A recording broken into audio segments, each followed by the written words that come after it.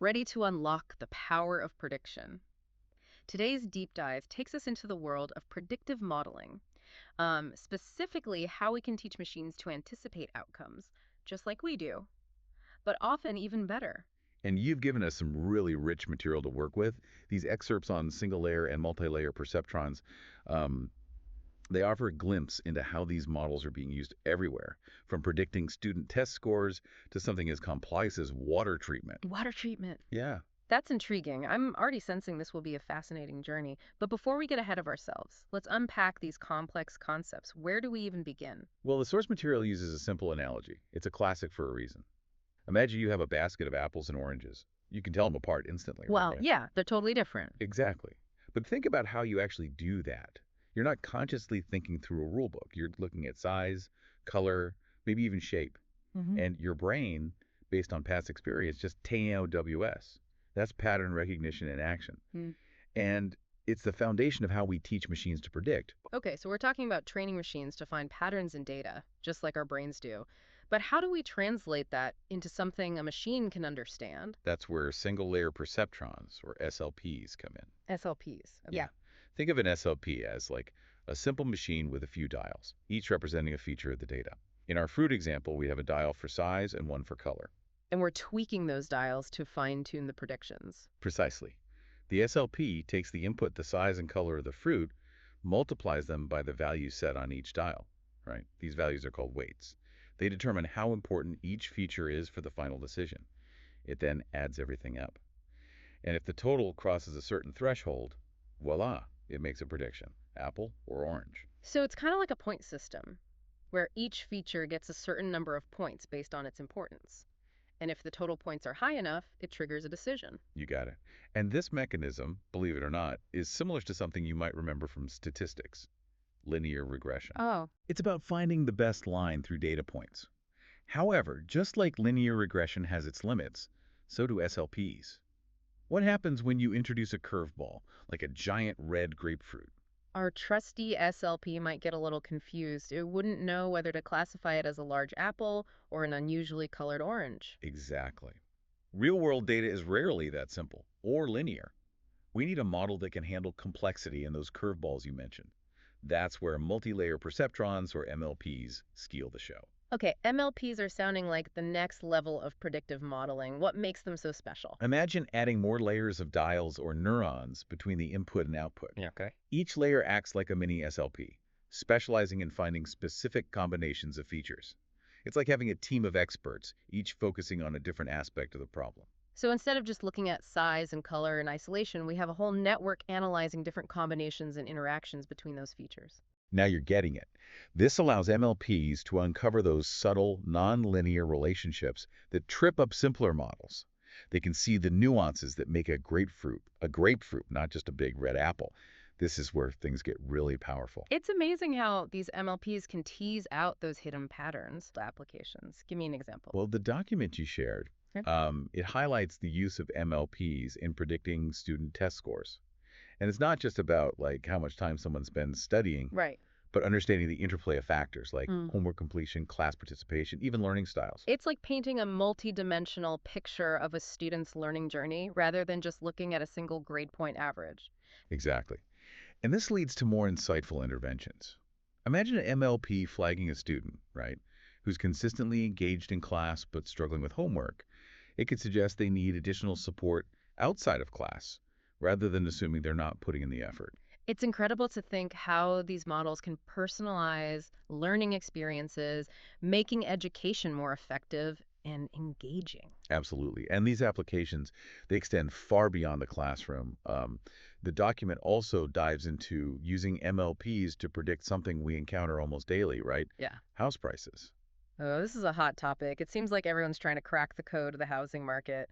What makes MLPs particularly well suited for this? Well, think about all the factors that influence a house's value. Square footage, location, the age of the property, All right. even things like nearby amenities and market trends. Sure. It's a lot to process. Definitely not something a simple spreadsheet can handle. Exactly. But MLPs can analyze those complex relationships and learn from historical data to provide remarkably accurate estimations. They can identify the subtle nuances that make one property more desirable than another, even if they're superficially similar. So instead of just relying on gut feeling or a limited number of data points, MLPs offer a data-driven approach to navigating the real estate market. Precisely. It takes the emotion and guesswork out of the equation, helping both buyers and sellers make more informed decisions. This is fascinating stuff. But let's circle back to something you mentioned earlier that really caught my attention, water treatment. I'm still trying to wrap my head around how this technology fits into that world. Yeah. Water treatment. This is where it gets really interesting, and the document dives deep into this. You see, water treatment is far more complex than most people realize. It's like a delicate dance of chemistry, biology, and engineering all working together to ensure the water flowing from our taps is safe and clean.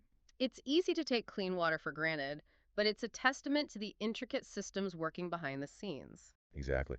And managing those systems effectively is crucial. Think about all the factors involved: the source of the water, the types of contaminants present, Right. the treatment processes themselves, Sure. and even things like fluctuating demand and weather There's patterns. a lot to juggle. So, how do MLPs help us make sense of this intricate dance? They excel at finding patterns and making predictions in these complex scenarios. For instance, imagine trying to predict water quality parameters like pH levels or turbidity, Okay. which essentially measures how clear the water is. Wow. MLPs can analyze historical data on these parameters, along with information about weather patterns, water source conditions, and even things like upstream industrial activity. And use that information to predict how these factors might impact water quality down the line. Precisely. And this allows water treatment facilities to be proactive. They can anticipate potential issues and make adjustments before they become major problems. So, instead of reacting to a water quality issue after it's already happened, potentially impacting public health or the environment, we can address it before it even arises. You're getting it. It's like having a crystal ball that allows you to peek into the future of your water supply and make informed decisions to ensure its safety and sustainability. That's incredible. But this document goes even further, right? It mentions using MLPs not just to predict water quality, but also to optimize the treatment process itself. Exactly. One crucial aspect of water treatment is determining the right dosage of chemicals. Too little, and the treatment is ineffective. Too much, and you risk wasting resources, increasing costs, and potentially releasing harmful byproducts back into the environment. So it's about finding that Goldilocks zone, just the right amount for safe and effective treatment. I imagine that's not easy. That's where MLPs come in. By analyzing historical data on chemical dosages, water conditions, and treatment outcomes, these models can learn to predict the optimal dosage for a given set of circumstances. So we're talking about using AI to fine tune the treatment process, making it more efficient, more cost effective, and more environmentally friendly. You got it. And that's just the tip of the iceberg. The document even mentions using MLPs to do something I find particularly fascinating: predicting equipment failures. Now that's next level stuff. How is that even possible? It all comes back to pattern recognition. Imagine a pump in a water treatment plant that's starting to show subtle signs of wear and tear. Maybe it's vibrating a bit more than usual or drawing slightly more power. Subtle clues that could easily be missed, even by a trained eye. But an MLP, right, trained on historical data from sensor readings and maintenance logs, it could pick those subtle red flags up, like having an AI mechanic, just listening to the heartbeat of the water treatment plant, Wow. identifying potential issues before they escalate into costly shutdowns or disruptions in service. We've talked about predicting water quality, optimizing treatment processes, and even anticipating equipment failures. All incredible applications. But as with any powerful technology, there must be challenges, ethical considerations to address. What are some hurdles we need to overcome to fully unlock the potential of MLPs, not just in water treatment, but across the board? Well, data is at the heart of it all, right? These models are only as good as the data we feed them. If the data is incomplete, inaccurate, or reflects existing biases, well, the predictions will inherit those flaws. Right, makes sense. Imagine an MLP trained on data from a water treatment plant that primarily serves a specific demographic. It might struggle to make accurate predictions for communities with different water usage patterns or contaminants present. So it's not just about having a lot of data, it's about having the right data. Data that's representative, unbiased, and reflects the diversity of the communities we're serving. Precisely. And that requires collaboration. not just between researchers and engineers, but also with local communities and stakeholders. We need to ensure the data we're using is collected ethically and reflects the needs and concerns of everyone involved. Collaboration is key, and it makes sense after all. These technologies are meant to serve us all. The more inclusive and representative our data is, the more equitable and just the outcomes will be. What else stands out to you as a key takeaway from this document? What's something that really got you thinking about the future of these technologies? What I find particularly fascinating is this idea of moving from reactive to proactive problem solving. Yeah, right. Traditionally, we've addressed water quality issues after they occur. We treat the symptoms. But MLPs, with their ability to predict and anticipate, they offer a chance to get ahead of the curve. Instead of just treating the symptoms, we're addressing the root causes, preventing problems before they even arise. Exactly. Imagine a future where we use MLPs to model the impact of climate change on water resources, or optimize water distribution networks to minimize waste, or even develop personalized water treatment solutions, tailored to individual households. These aren't just technological advancements, they represent a fundamental shift in how we think about and manage one of our most precious resources. It's incredibly exciting to think about the positive impact these technologies can have on a global scale, especially when it comes to something as essential as clean water. As our deep dive into MLPs comes to a close, is there one final thought you'd leave our listeners with? Something for them to ponder as they go about their day? Well, I think the power of prediction is ultimately the power to make informed decisions, right? Decisions that shape our lives, our communities, and our planet.